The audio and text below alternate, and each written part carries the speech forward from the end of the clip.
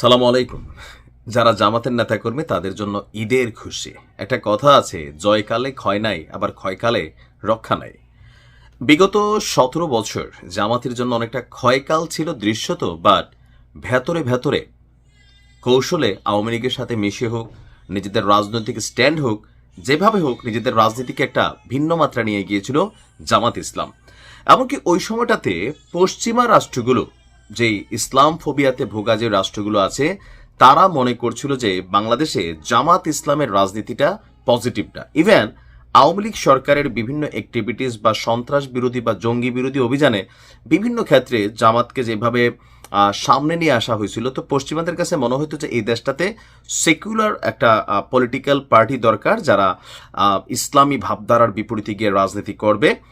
তো সরকার পতনের পর হঠাৎ করেই আপনি দেখেন প্রেক্ষাপট পরিবর্তন হয়ে গেছে। যেই ইউরোপ আমেরিকা ইসলাম ফোবিয়াতে ভোগে, সেই ইউরোপ আমেরিকারই বাংলাদেশ জামাত ইসলাম সম্পর্কে আপনি দেখেন এই মুহূর্তে অবস্থানটা আসলে কি। বিশেষ করে ডাকসু এবং জাকসু জয়ের পরে বাংলাদেশের রাজনীতির যারা বিশ্লেষণ করেন, অথবা পশ্চিমা রাষ্ট্রগুলো গোয়েন্দা তথ্যের মাধ্যমে, অথবা রাজনৈতিক যে পরিমণ্ডল আছে সেগুলোর যারা বাতাসটা বা ভাইবটা বোঝার চেষ্টা করেন, তাদের মধ্যে একটা বিষয় সামনে আসছে যে আগামী দিনে রাষ্ট্র ক্ষমতায় একটা স্টেক হোল্ডার হিসাবে বিপরীত দল বা বিরোধী দল অথবা সরকারি দল হিসেবে জামাত একটা অবস্থানে চলে যাবে। সো হঠাৎ করে আমরা দেখলাম যে পশ্চিমারা জামাতের সাথে খুব ভালো দহরম মহরম সম্পর্ক তৈরি করছে। আর মাঝখানে উল্লেখযোগ্য বিষয় হচ্ছে, গতকালকে বাংলাদেশ জামাত ইসলামের আমির ডাক্তার শফিকুর রহমানের নেতৃত্বে 4 সদস্যের একটা প্রতিনিধি দল ইউরোপিয়ান পার্লামেন্টের উচ্চ পর্যায়ের একটি প্রতিনিধি দলের সাথে বৈঠক করেছে। মানে ইউরোপীয় পার্লামেন্টের এত বড় একটা দল, উচ্চ পর্যায়ের যারা প্রতিনিধি, তারা হঠাৎ করে জামাতের সাথে আলাপ আলোচনা করতে আগ্রহী হয়েছেন এবং একটা বৈঠকও করেছেন। ঢাকায় ইউরোপিয়ান ইউনিয়ন যেটা আছে, সেইখানে যে দূতাবাস আছে, সেই দূতাবাসে এই বিশেষ বৈঠকটি অনুষ্ঠিত হয়। জামাতের নায়েবে আমির এবং সাবেক MP doctor Abdullah Taher, secretary general সাবেক এমপি অধ্যাপক মিয়া গোলাম পারওয়ার, পররাষ্ট্র বিষয়ক উপদেষ্টা প্রফেসর ডক্টর মাহমুদুল হাসান এই বৈঠকে উপস্থিত ছিলেন। বৈঠক শেষে প্রেস ব্রিফিংয়ে ডাক্তার আবদুল্লাহ মোহাম্মদ তাহের বলছেন, আমাদের সাথে ইউরোপীয় পার্লামেন্টের যারা নেতারা আছেন তাদের সৌহার্দ্যপূর্ণ আলোচনা হয়েছে। ইভেন বর্তমান দেশের যে অবস্থা সেই বিষয় নিয়ে কথা হয়েছে, নির্বাচন নিয়ে কথা হয়েছে। এছাড়া আপনি দেখেন জামাতের নেতাদের সাথে সম্প্রতি রাশিয়ার রাষ্ট্রদূত তিনিও কিন্তু সাক্ষাৎ করেছেন।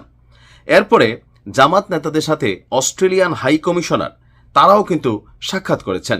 এই যে আচমকা পশ্চিমা রাষ্ট্রগুলো যারা ইসলামকে বা ইসলামিক দলগুলোকে খুব বেশি পজিটিভ নেয় না, তারা হঠাৎ করে জামাতের সাথে এই যে তাদের সম্পৃক্ততা বা তাদের দেখা সাক্ষাৎ বা কমিউনিকেশন, এই যে একটা বৃদ্ধি পেয়েছে, এটা কিন্তু পশ্চিমা রাষ্ট্রগুলোতে জামাত সম্পর্কে যেই নেগেটিভিটিটা ছিল সামহাও, যে ইসলাম ফোবিয়া হিসাবে বা ইসলামিক রাজনৈতিক দল হিসাবে, অথবা এই অঞ্চলে বা এই ভূখণ্ডে এরকম একটা ইসলামিক দল ক্ষমতায় থাকলে ভারসাম্য বা অনেক কিছুই, মানে পশ্চিমারা যা ভাবে, তো সেই যে কনসেপ্টটা ছিল জামাত সম্পর্কে, যে নেগেটিভ কনসেপ্টটা ছিল, সেটা থেকে কিন্তু অনেকটা বেরিয়ে আসছে।